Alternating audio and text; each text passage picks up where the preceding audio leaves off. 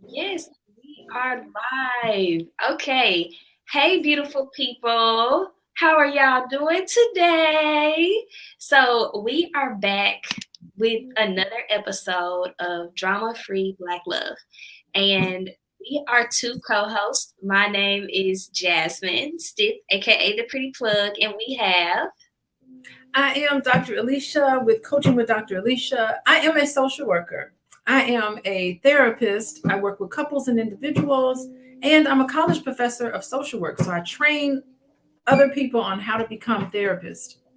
Mm, okay. And so, you guys, our goal is to always bring and raise awareness around healing, restoration, transparency when it comes to dating and love and life and all the things. So, I truly believe that today's topic is going to be good. Y'all, we are talking about the 5 ways to know that you're mentally ready to start dating. Hear me out, okay? When it comes to dating, when it comes to love, when it comes to relationships, we know that you just don't wake up one day and be married, or you don't just wake up one day and your man just knock on your door and obviously he's the Amazon, the post office, the whatever, right? We know that there's a process in which you develop in order for you to commit to somebody. Now, we all, I'm pretty sure if you're listening, you could have been hurt before. You may have gone through bad relationships, but this is why we are here. We are here to literally discuss what happens to know when you're mentally ready. So, this is all about healing, transforming, like understanding, being transparent, and overall developing the tools that you need to have some healthy Black love.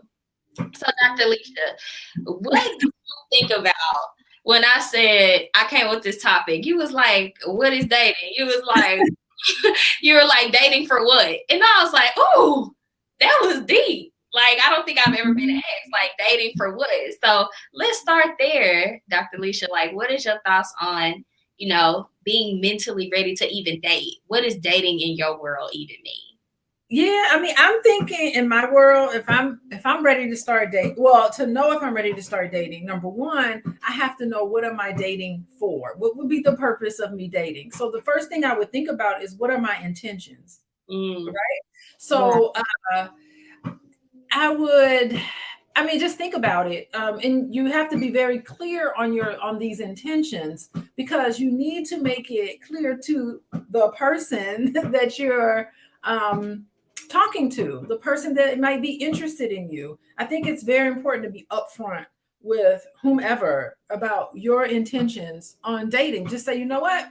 I just got out of a long-term relationship. I'm not looking for anything serious. I'm just looking for a companion to do things with, to go traveling with. I'm not looking for anything serious. So if you're starting the dating world with those intentions and you know that that's what you're willing to contribute and what you can give of yourself, then you need to be clear with that within yourself and to the other person.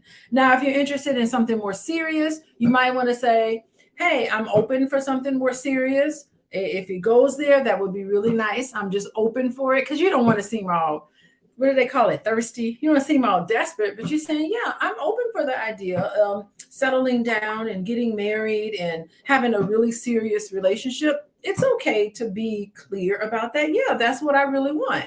And so I think knowing your intentions is the first step to getting out into the dating world. And the dating world just changes so fast.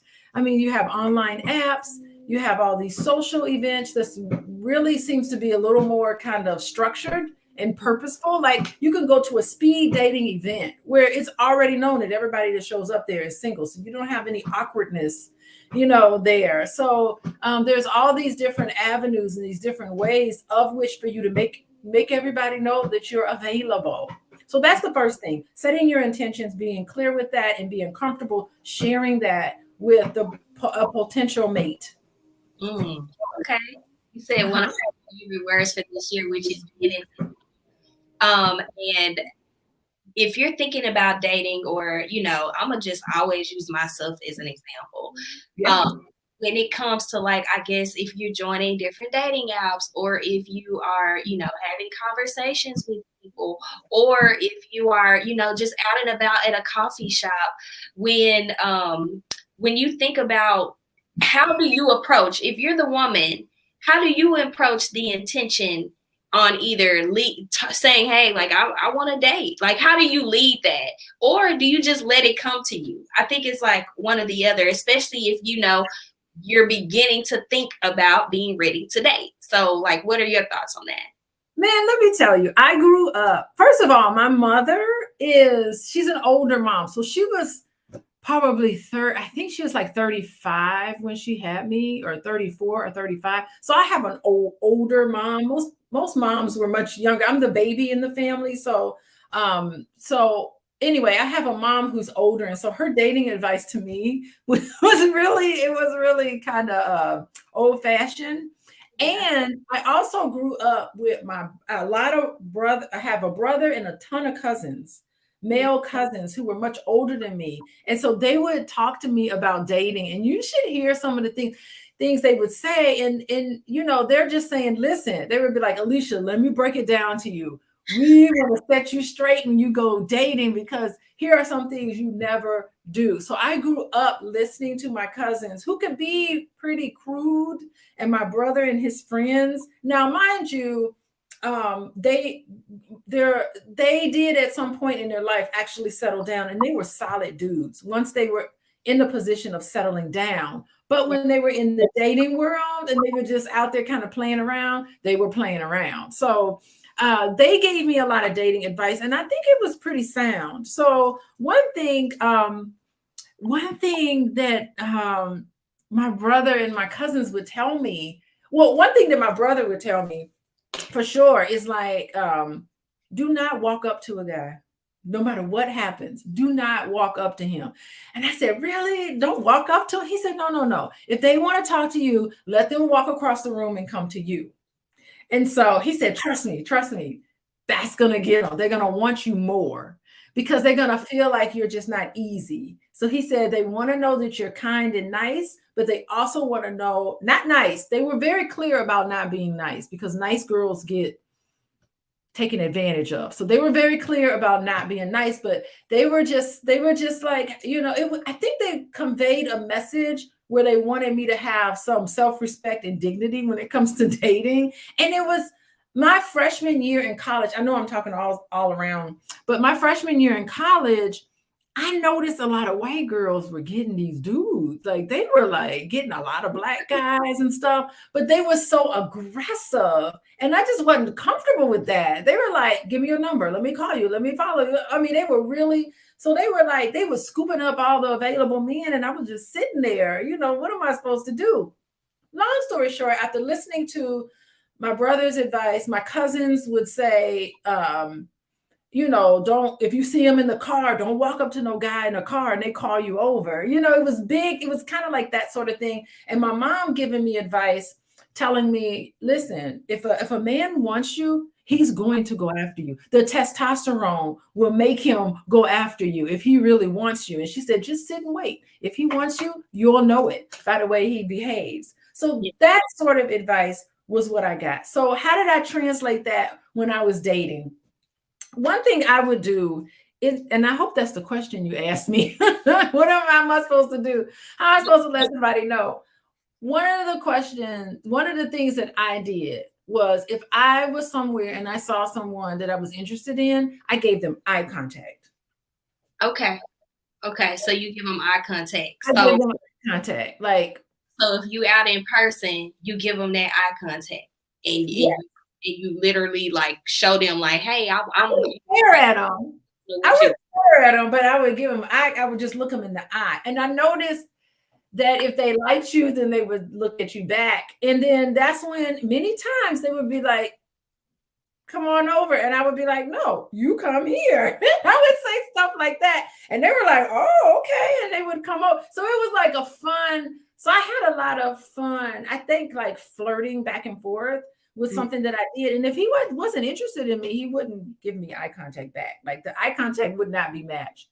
But so that's how, you know, that's one thing that I did, just to let somebody know I was available, was just like the eye. And it's something about the eyes, something about locking eyes that's really kind of, that's it. That's right. It's something about locking eyes. You really have to find who somebody is by looking at them.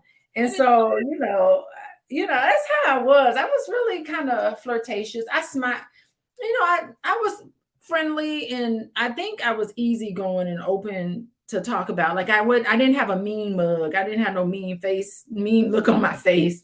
I definitely wasn't like that. I'm just not like that anyway, And so that comes across when you're dating, like who you are and what you are. It comes across. If you're a grumpy person in general, you're just gonna be grumpy on the dating market. And so it just and if that's who you are, that's who you are. You have to work things out. But anyway, eye contact. Don't make yourself too available. And if a man wants you, he will come and get you. Okay, so There you go. we've had a ton of people to join over here on TikTok land. We've had some questions over here, and we're also over on Facebook and YouTube, and obviously our buddy Instagram just could not make the cut today. But welcome everybody that's here. This is the Drama Free Black Love series. We have been going strong since last year. You can search us on YouTube. I think we have like 20, maybe we got like 15 to 20 episodes up all together. But tonight we are talking about 5 ways to know that you're mentally ready to start dating. So the first way that Dr. Alicia obviously mentioned is, you're intentional about how you even approach dating, and what you're actually going to be dating for. If you want to be casual, if you want to be serious, if you just want to do what you want to do, obviously, right?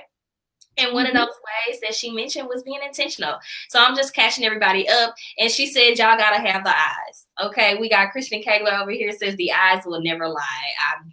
Obviously, they won't. Okay. And then we have East Africa. He's saying, hey, y'all are gorgeous as usual. And then Monica, she said, where are all the speed dating events for high caliber people? Do you want to answer that question before we go on to our second way to know that you're mentally ready to date? Let me tell you, Monica, I had speed dating. I did speed dating 2 years in a row at the All Black National Convention. It's every year in October. And it's been pretty interesting. The turnout is really nice. There are way more women than men. So I got to think of another format of which to have speed dating. Maybe it'll be a singles mingle sort of thing, so it won't be so awkward. But we've had some people hook up. We had a marriage. So we've had some things. And so everybody at the All Black National Convention are all similar minded. They're B1 focused, Black first focused. And so it's really, really kind of cool to see a lot of very high caliber, talk about high caliber people together in one room. And then you just let it, nature takes its course, and people will find each other. So that's one way. Okay. Anyway, yes. So I'm gonna throw one of what I think if you're ready. So we just gonna piggyback off of each other, Dr. Okay. Lee. So one of the things that I came up with, if you are ready to start dating and you know why you're even doing it, is if you've taken time to heal and give yourself closure after your last relationship, or to be honest, any relationship. Not all relationships are created equal. Some you may not have gotten as hurt from, and y'all just knew, hey, we weren't the right people for each other. Some can take you down a traumatic journey of like, oh my God, I'm scared to even put myself out there again. So I think one of the indicators that you're actually potentially ready to start dating is if you have healed. You're not going to be looking at that person saying, oh, you remind me of my ex, and you doing this just like my ex used to do. And you talk about your ex all the time. It's like, that is obviously an indicator that you are probably not ready to date. What you think about that, Dr. Alicia? And we do have a question off the floor too. Okay. Is there an echo? I don't know. Can you hear, or do you hear echo? No, it's gone, I think. You think it's gone? Okay. So yeah, I love that one about I love that. Making sure that you have cleared everything up. First of all, it is you want to respect the person's time of who you're dating. The next person you date after you ended a relationship, the next person you date, it's so important that you respect them. Mm, And respect that person means that you're coming there able to start a new relationship. And you can't start a new one when you got one foot into one mm, over here, mentally into one, and you haven't cleared everything up and figured out and tried to understand why you started dating this person in the first place, why it didn't work out, and it's okay if it doesn't work out, and what you learned from that yeah. relationship. And getting closure in your head. Sometimes you never get closure. A lot of times you'll never get closure, particularly if it's a very toxic relationship. Toxic relationships, you're not going to get closure, because people who are toxic will never give you the closure that you're looking for. And that's somebody who's disrespectful, and they don't really care, they don't apologize, they can't be relied upon, they don't care about their decisions and the things that they do. They're not even considering you. So if you're in those type of bullying sort of relationships, it can be very difficult to move on from them, because you're like, what did I do? I was being the good person, I was doing everything I needed to do, and this other person wasn't giving me this, and they may never give this to you. So you really do need to have a clear understanding about what happened with that relationship, why you gravitated toward this person, what you can do moving forward so that you don't repeat the same mistake as before, learning your lessons. And this is so important, because many people date the same types of guys or the same types of mate, and you looking back on it, you're like, why do I keep attracting unavailable men? Why do I keep attracting these men? They're not available, they're not giving me what they promised they would give me. What's going on here? And so and I have an answer for that if you want to, but it's still, whatever it is, you still need to be able to understand what happened in that relationship, so that you can really be ready mentally to move on. And so many people do this, and they haven't allowed enough time between their past relationship before they start dating again, because they feel this void. They want to be able to fill it up with people and things. And what happens is that it stops you from dealing with the pain of a past relationship. So deal with the pain, deal with the disappointment, deal with the grief.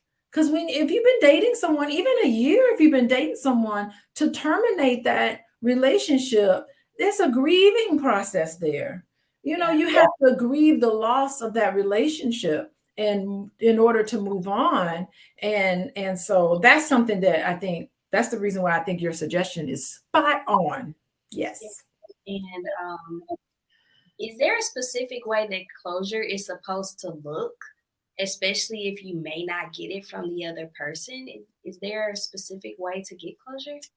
I think you just have to be able to accept the reality of the situation. Like, sometimes what's going on, what the issues are in the relationship. Do you really need the other person to say, oh, yeah, that was it? Yes, that was the issue between me and you. You don't really need that other person to do that. You just have to, closure is just giving you confidence, and you having a complete understanding of what's going on, why that person is limited in the way that they're limited. There's so many damaged people out here that will never spend the time to really look at themselves to see how they contribute to this pattern of relationships that dissolves, right? They're always pointing a finger. They're never seeing themselves in this. So there's so many people willing to do that. And those type of people aren't going to sit with you and say, and validate you and say, yeah, I did all of those things. Yes, I lied. Yes, I didn't follow through like I said. And those types of people will never give you the closure that you need. So you just have to have confidence in your understanding of what goes on, and go back. I try to tell people to keep a diary of memories, and go back and read those so that you can say, here's what happened. And then here's what happened. Now I know why. Because a lot of times we get amnesia. And it's happened to me before where I've dated somebody and we broke up or whatever. And then I went back to date them again. And I was like, God, what was it about you that didn't work out the first time? And I totally forgot all the things he did. Then finally I was like, now I know why it didn't work out. I've Like, never gotten the opportunity to date an ex ever. I've never had that opportunity in my life. yeah, girl, it just all it does. I mean, don't waste your time with something like that. But that sort of thing, you don't ever want to go backwards. Yeah. And it is going backwards when you're actually going backwards with an older person, a previous relationship. So we have amnesia. We don't remember what it was about that person, and so we just remember the loss that we experienced, and we put this person up. What happened? If they don't like me, if it didn't work out, then there must be something wrong with me, and sometimes it's not. Mm, that's good. That's good, Yeah. y'all. Are y'all liking what she's saying? She said, how do you know if a relationship has run its course? Yeah, it is that's a very tough thing. Even when you know that the relationship has run its course, you're gonna always doubt yourself. Am I giving up too soon? Should I give it another chance? And I think you should pay attention to how you feel when you're with that person. What is happening to you when you're with that person, and really get into connection between that feeling. I think you also need to sometimes relationships, they have an impasse where there's a clash of values. Like one person could have this value system, another person could have something different.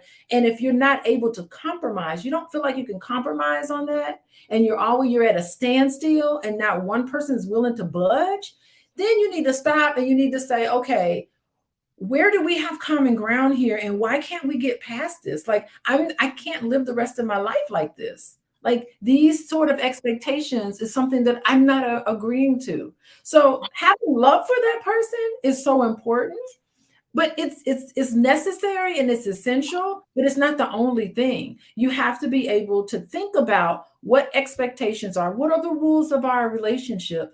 Okay, let's decide on what they are. And sometimes if you get stuck in that and you can't decide, like, this is what I want, this is something that's important to me, and then you have to make the decision, if we can't compromise on this, maybe we should part ways. Mm, Yeah. You always are going to doubt yourself if you're making the right choice, and that's okay. But you can't sit on the fence all the time, because if you're sitting on the fence, what happens when you sit on the fence? Your butt starts to hurt. yeah. So, This everything you're saying is amazing. I wanted to shout out to Monica Coyers. She said, "Well, I hope my husband has passed. I'm in my mid-50s and I want a new companion or husband to keep me posted. And I have started going out a little bit." So I just want to shout out to you, Monica. Even tuning in today, giving yourself the thought, like, are you mentally ready to start dating even after your late husband? Just want to send, hearts to you. And then we had another question. I feel like, people are really vibing with what we're talking about tonight.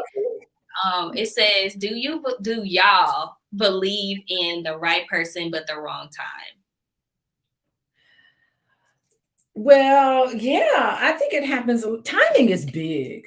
Timing is really big. I mean, if you're not in the space where you know that you are ready for a relationship and somebody really cool comes around and the timing just isn't right, or maybe you meet somebody and they're already taken, and it's somebody that you're vibing with and they're already in another situation. I mean, these are things you have to think about. And so this is the scenarios where it could potentially be the right person, but it's not the right time. I think you have to honor and respect that, because if it is supposed to be, if it's meant to be, it will be. And there's nothing you can do to stop it. I think that's the kind of mind space we need to have. That's what we need to tell ourselves. Well, it's not meant to be, because if it meant to be, then the stars would line up and we would be together. But they haven't lined up, and maybe they will in the future. It reminds me of the Erica Badu song, "I'll see you next lifetime." I love that song. I listen to it a lot.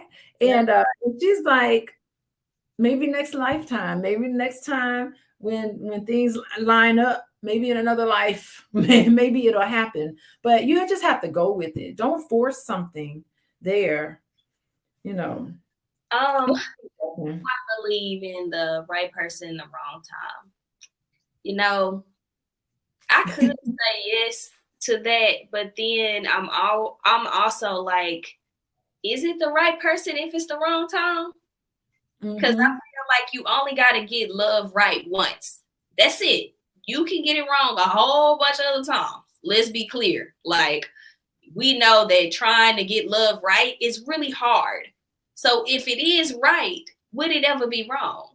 Would there ever be a wrong part of it? Do you got to wait 10 years, 20 years? If they were the right person, would it come with that stipulation? I don't know. I hope that I answered it without answering it, but it's just like, No, if that's a good thought. if it's the right person, would it be something wrong with the time? I like that. I I like that. don't know. So That's interesting. As you were talking, I just remembered like another way where you know you're ready to start dating. I just thought of something. I think if you're ready to start dating, you need to evaluate. Okay, so if you need to evaluate the thoughts that come through your head, the mental space that you're in when you think about relationships, when you think about the person that you might be interested in. So here's what I think. If you're a woman and you're heterosexual and you have negative thoughts about men, mm, then you're not ready to date. yeah. Because you're going to find all these men that's just going to fit into this negative thinking. And so I really do think you need to just concentrate on having positive image of the person that you could potentially be interested in. So if you're interested, if you're interested in a man, if you're interested in a woman, whoever it is that you the type of person that you know that you're interested in, you should have some idea, right? The type of person that you know you're interested in, you really should get into a really good mental space when it comes to interacting with a potential mate. You have to have this sort of attitude of it's gonna work, an attitude of positivity, an attitude of um, just ease and peace when it comes to whoever that you're interested in. And if you can't get there, if whatever image in your head comes through your head when it comes to dating and you coming up with all of these disaster scenarios in your head, then you may not be ready to start dating. You need to work on your relationship with a potential partner in order for you to get out there with a potential partner. There's so many people online. There is an entire manosphere online and women, but I hear this louder on the men's side who all they do is get online and bash women, Mm, especially Black women. Black women are this, Black women are that, who just have very negative, stereotypical, very derogative, condescending uh, viewpoints about Black women. And those people, I guarantee you 100%, I guarantee you, they are not in healthy relationships. They do not have good relationships with women because they're not in a positive headspace. They turn around and then they create in these scenarios in these with these women all of the things in which they hate about them. So I think you got to be in a positive mind space. I love that. So, just to reiterate, that third thing or third way to know that you're mentally ready to date is if you're in a good headspace. If you actually think about dating and positive things come to mind, not like all the treacherous things, all the things people ain't doing, what women ain't doing, what men ain't doing, what percentages of people that need to be doing stuff. Those are good indicators that say you are probably not ready to date. You ain't ready. We If you got Wings. She said, if you're at peace with your significant other, then chaos, then you're maybe in a good relationship. Okay, we thank you, M. Weems, for that. We got Jay Gooder. What's good, Jay? He said, what is said that doesn't fit the majority? What do you mean by that, Jay Gooder? Do you get what he's saying with that? What do you mean? I have no idea. It doesn't fit the majority. What is said? Oh, maybe he's talking about a lot of the sort of negative and very hateful and derogatory things said about Black women. It doesn't fit the majority. You can't make blanket statements about women or make blanket statements about people based on their background. You can't say, oh, people who grew up like this is going to be like this, and people who experience this is going to be like that. You can't predict that. You don't know each individual's story and each individual situation. So those kind of blanket statements, I think, it's lacking the compassion. I think the common theme around some of these really negative ideologies and perspectives that are coming out, there's no compassion in their situation. If you were in their shoes, you would do exactly the same thing. And why turn that around and make it into something that's a crutch instead of making it into something that you can help them with? Something that you can help people work through whatever they have. Yeah. That's good. Come on, Jay Gooder. We got TikTok. Namara said, and this was to the last thing that we talked about. She said, I heard that if it's the right person at the wrong time shows up, it's still the wrong person. And I think, probably, who knows if it's right or if it's wrong. We just hope that when it's right. And then Christian was just, to your point, Dr. Alicia, saying people who do that are lame and they hate themselves. Mm-hmm. So obviously we cannot make blanket statements that speak for the full majority, because it really does damage people's overall view of what love really is and what dating really is. And it could be putting out a negative message for people to never want to date at all. I can't tell you how many times you may jump on the social medias and people are portraying how horrible their dating experiences are. And for the people that are single or, that actually have that desire, it could steer them away from actually trying. So, that could be another thing. I'll add to you, Dr. Alicia, something that I thought about when it comes to if you're mentally ready to start dating, is if you're honest with yourself about the parts that you played in your last relationship, meaning you take accountability for the things that didn't go right, or you take accountability for like how you could have made the other person feel, or, analyzing why this situation started, what happened in the middle, and then what happened in the end, and actually taking the accountability for it.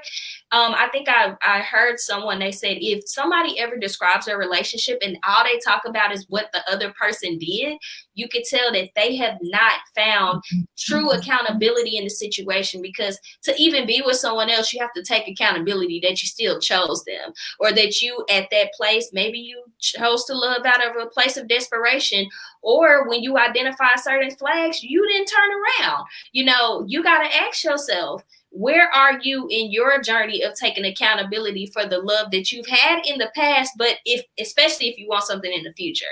I think it's a green flag for me if somebody can tell me, hey, these are the things that I actually dealt with. These are the things that I got wrong last time. And these are the things that I'm actively working through. I feel like that's somebody that has actually processed that love has something to do with them, and they take accountability. What you think, Dr. Alicia?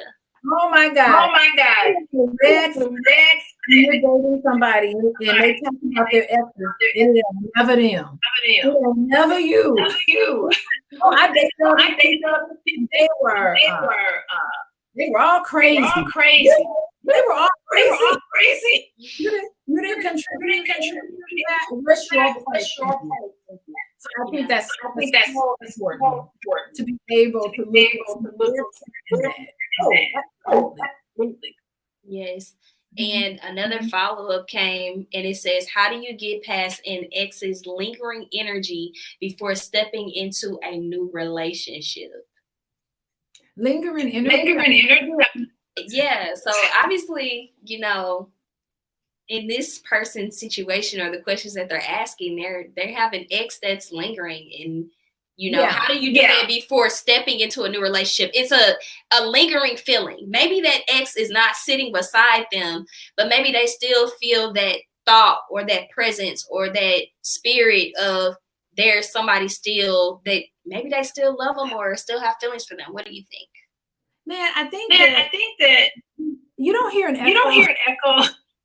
A little bit. You wanna what you wanna do to try to fix it? I don't know, but it's everything I say. I can hear half a second behind. Okay, let me see.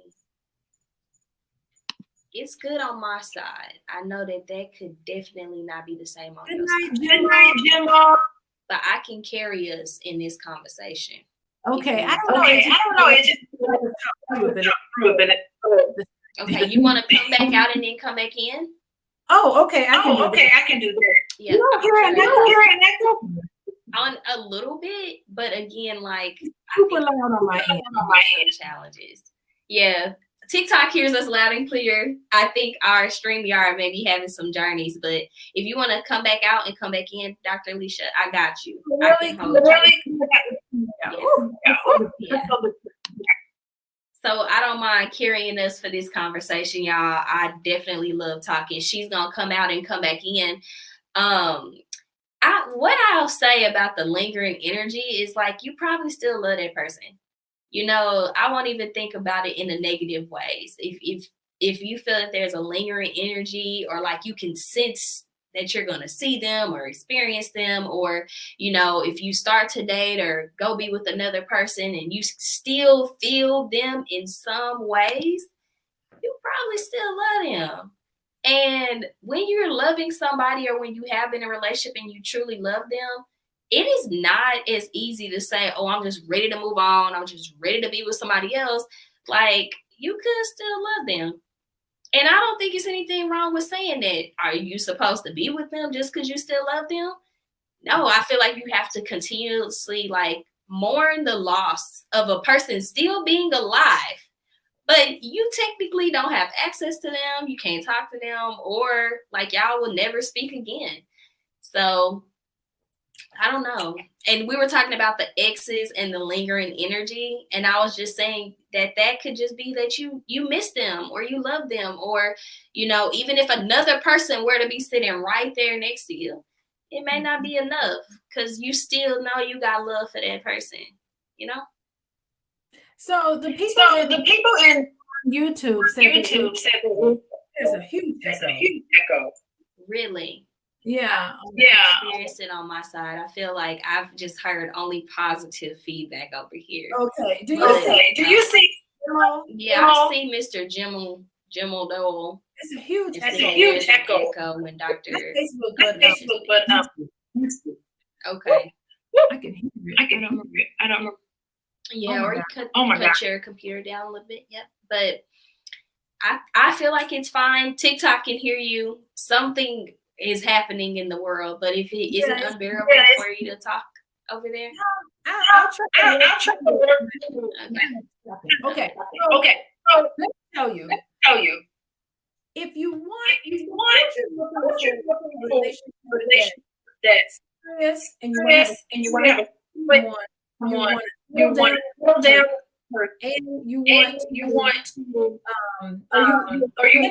settling down into a potential long-term relationship.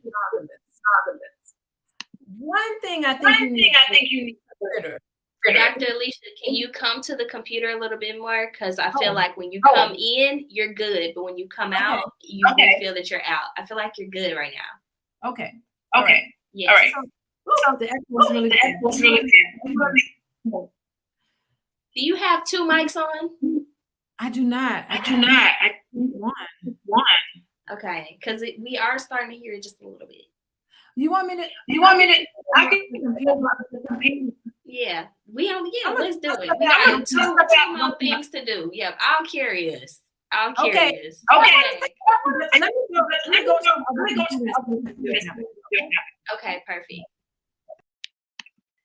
All right, y'all. So y'all back with just me. I hope that I'm more than enough for you. Um, what I will say, especially when it comes to, I think it was my third point of being honest with yourself. When it comes to dating, like you can't play all of the victim when it comes to moving forward or knowing that you're ready to start dating again. I want to tell you, I have done that before where I've played the victim, where I've said, oh my gosh, that person was this, that, and the other. And I really had to ask myself, like, yes, I had a part to play in it. They had a part to play in it also. But at what point was I going to have like that additional confidence or courage to say, maybe me and this person are just better off as, I won't say friends, but maybe we're just not good together.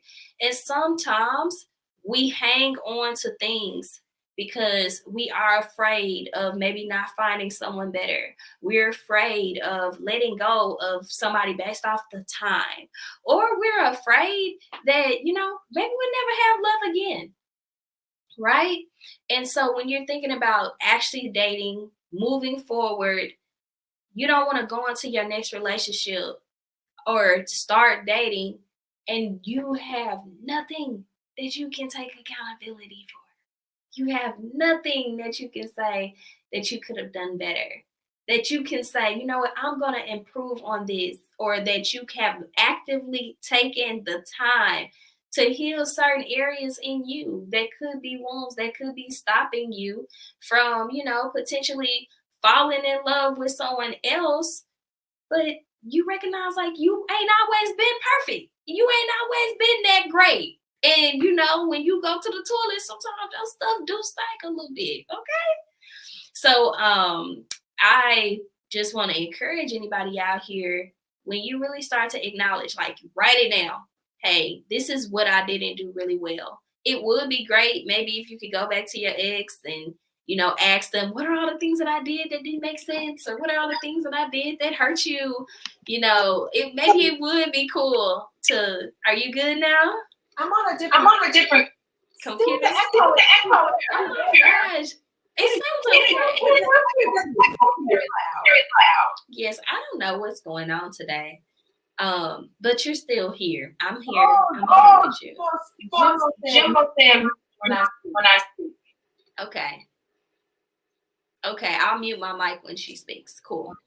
And so we were just talking about, taking that accountability, especially when it comes to healing before you get to the next relationship. Because the last person someone else wants to know when you get into something else with somebody is just that it was always the other person's fault. And to be honest, people that do that may have a small little piece of some narcissism-like traits, where everything was the other person's fault. So I'm going to mute myself over here, Dr. Alicia. You tell us your thoughts on,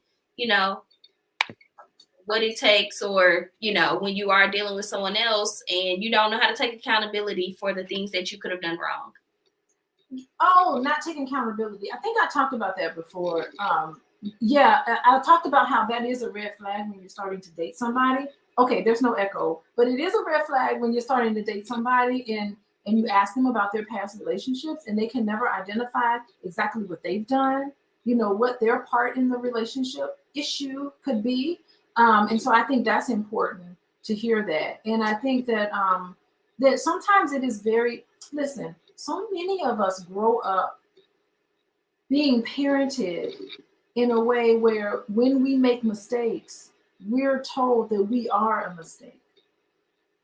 And what that does in us, it instills a high level of shame.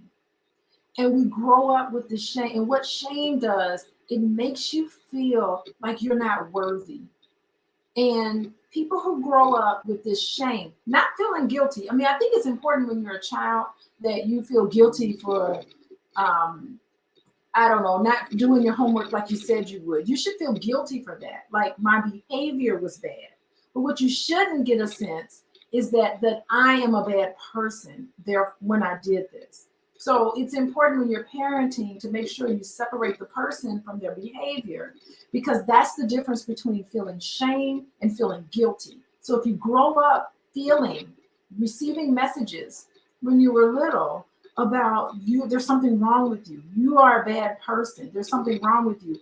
Fast forward when you get older and you have to be accountable for your behavior and you make a mistake in relationships, you're not going to want to be able to have accountability for what you've done because you're too much in the past thinking, oh my God, if I made a mistake, then there's something wrong with me. How can I be accountable? If I be accountable for that, then I have to be accountable. Then I have to say there's something wrong with me. And sometimes that's so painful. That's why you got narcissism. That's where narcissism grows. And that's where all of these personality disorders and traits of a personality disorder, that's where this comes from. It comes from growing up in abusive, toxic environments where you did not have a kind, sensitive person to respond to you and encourage you to talk about how you feel. If they make a mistake, you saw modeling in your household where two adults got together and cared about each other's feelings and thoughts and what was going on with them. A loving environment is so important for children. And when you don't have that, you do grow up and you carry on these toxic interaction, these toxic patterns that you think it's normal. It's not normal, but that's so much of what you've seen. It's ingrained upon you, and that's why people behave in this way. And when you get older, the narcissism, the traits of narcissism, comes from a place of deep level of insecurity. A deep level of insecurity comes from those who have these narcissistic traits. Not able to take accountability, always pointing the finger at somebody because you can't be accountable. It does too much to your already low, struggling self-esteem. That's good. That's good, Dr. Alicia. And I think what I really got the most out of what you're saying is as a child, you were punished so badly for making mistakes. So therefore, as an adult, when you actually do assume responsibility for not being all the things that you thought that you were or making mistakes, it's just crippling. And when you become an adult, you really don't have to answer to anybody. So if you never want to take accountability, you never have to, especially if that part is painful for you. So I think if you can begin to take accountability and you can begin to look at yourself in the mirror and say, I wasn't always what I needed to be in that relationship in order for it to thrive, for that other person to feel loved, for them to feel secure, for them to feel like, you know what, hey, I am here with you in this.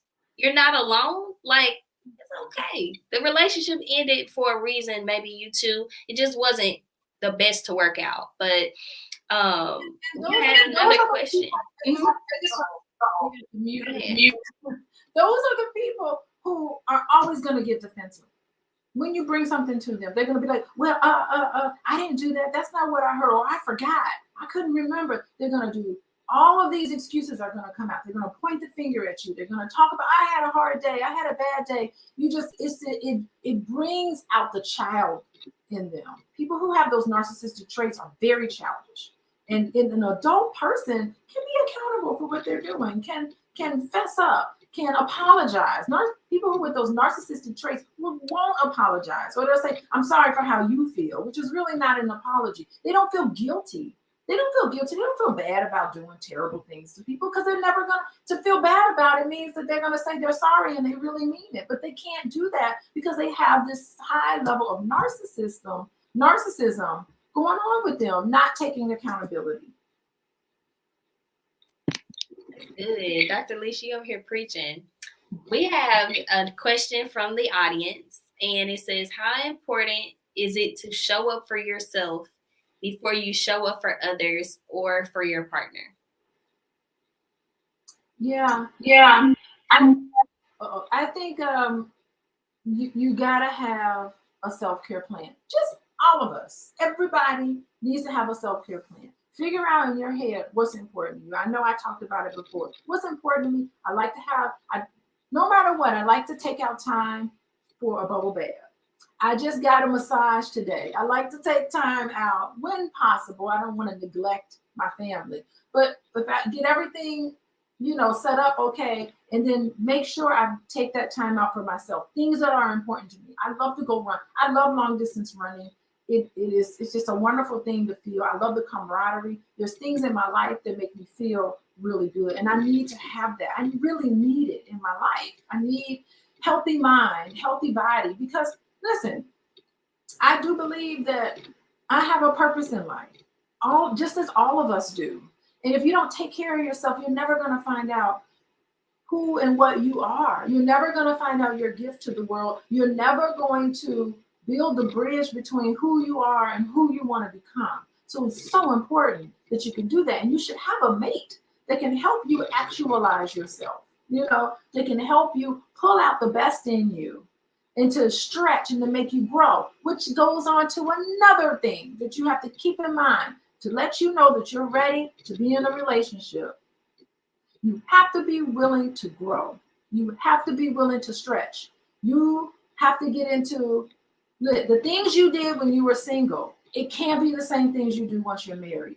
It is an adjustment process. And in order for you to adjust with that, it's going to put you through some changes in your life. You have to be able to reevaluate things because you're responsible. You and your mate, that's your best friend. That's your first your first kin. Something happens to you, that's the person that's going to speak up for you in terms of making medical decisions in your life. I mean, that's how important this is to you. And to invest in that, you can't just be single-mindedly focused. You do have to have parts of yourself that's independent, but there is an interdependence that happens when you're married. And that adjustment process, is what a lot of people struggle with if they're not flexible and they don't understand married life is different from single life.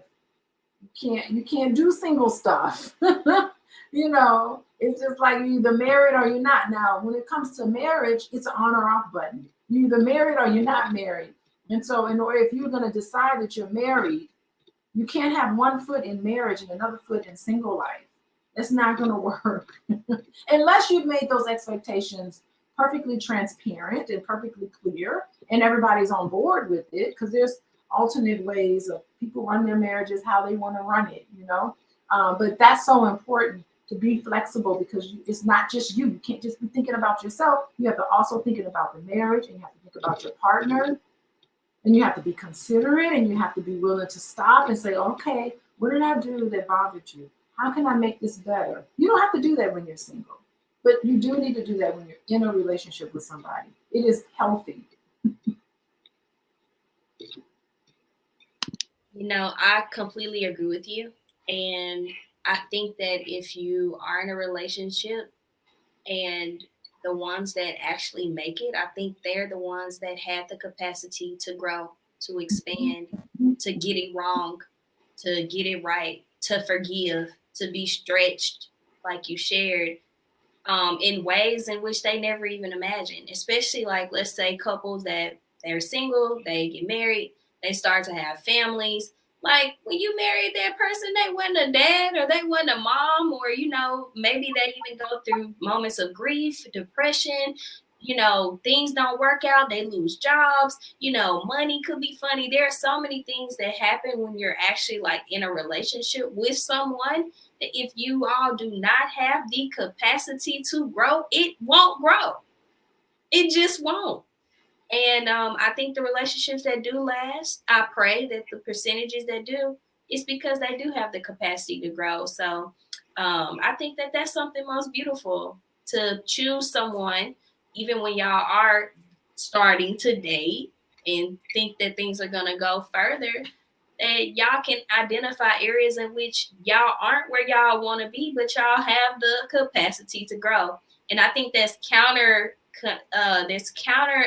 to the thoughts that I've even seen in some videos. It's just like, I want to say it was a really good video, or the perspective that you're not supposed to date someone's potential, and who they are. If they never change, they are supposed, loving them exactly how they are. If they never improve, got better, how they look, whatever, right? Not dating someone's potential, but at that same time, thinking to yourself, like, the right one, y'all will be able to grow and get better over time.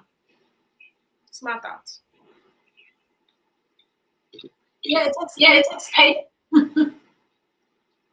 Kindness, understanding, all of those things. Patience. It takes compromise, flexibility. It takes the ability to be able to work through issues, to process things that, because sometimes you clash and you're surprised by it, like, whoa, what happened here?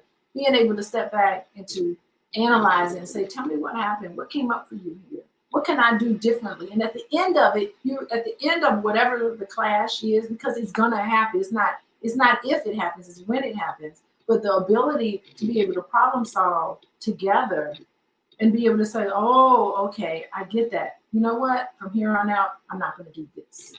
It's being sensitive, and that sort of back and forth, that positive perspective and going back and forth with each other, where you come up with a really good plan and idea. Oh, now I know you better.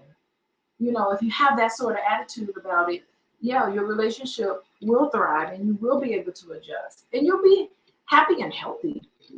That's what's important. I love when you said, "Oh, this is how we can get better. This is how we can grow. This is how we can develop love. This is, well, not only develop love, but grow the love. Like, it doesn't have to just stay in a small box. It can expand. I think love is infinite. It surpasses all understandings, especially, your higher powers love, and then also the love that you have for yourself, and then the love that you give somebody else. I think it always has the potential to grow. So this is good. I know we're reaching upon our time, and we had so many questions today. I really thank everybody that was active and so engaging on our platforms. We're so grateful for y'all, honestly. And Dr. Alicia, did you have anything else like that little last therapy tip for people as they begin to start dating? We know that people are gonna be outside. Okay, it's almost Valentine's Day. It's the dating season. At least people are starting. If they hadn't started in the past in cuffing season. Oh my God! Oh my God! I think that in dating, it can be very nerve wracking. Dating, it could be very nerve wracking. You could have all these fears and thoughts and doom and gloom in your head. And I really think that you should approach it thinking you should approach it thinking, I'm gonna make mistakes and it's gonna be okay. I'm just gonna put myself out there and I'm not gonna be afraid. And I'm gonna I'm gonna put myself in this positive frame of mind, believe in love and believe in Black love and believe it's gonna get better. And if that person isn't right for you, then I wish you the best in your next relationship. No hard feelings. We have to keep each other to a high level of respect, a high level of high regard for each other and compassion for each other, not tearing each other down. We're really into just wishing the best for everybody, even those that do you wrong. You got to say, you know what? This is our time is up. This is not our season. You know how we talk about our season. The season is up. Some relationships have an expression date. It expired. We're done with this, but it's okay. It is okay. And so you just push on, but try not to be too afraid to lower your guard and to open up yourself to love. That's good. Come on, y'all. And we had some people on TikTok. His name is Brandon. He said, we need another counseling session from you all. I love that y'all feel that this was some kind of counseling session. And, it was led by a therapist and she has multiple degrees. So, I'm over here just sharing my life experiences. Hopefully that helps in some way. And then Christian asks, when are y'all going live again? We go live every Tuesday at 8 o'clock CST, or sometimes it's 8:30, just give or take. And it's every Tuesday, y'all. And we are doing our best to try to expand it to all platforms. We're on Facebook, we're on Instagram, we're on YouTube. So y'all just catch it. Put Drama Free Black Love and y'all should be able to find all of the things. And so, Dr. Alicia, tell the people where they can find you at on social media. And then I'll shout myself out. And then we would have had us some Drama Free Black Love tonight, okay? Yes. Well, you can find Instagram. That's the best way to find me is on Instagram. Coaching with Dr. Alicia. Coaching with Dr. Alicia on Instagram. That's how you know everything that I'm up to and what I'm doing and all of that. It's amazing. And y'all, I am Jazz the Pretty Plug every single place that you can find me. I've Googled myself, it pops right up. So it was a pleasure to talk with y'all tonight, to have another episode where we covered Black love from a drama free perspective with a therapist. And tonight we discussed 5 ways to know that you're mentally ready to start dating. So catch the replay, go and watch it again. We pray that y'all tackle these dating streets with some mentally healthy energy. Okay? Talk to y'all later. Have a good night.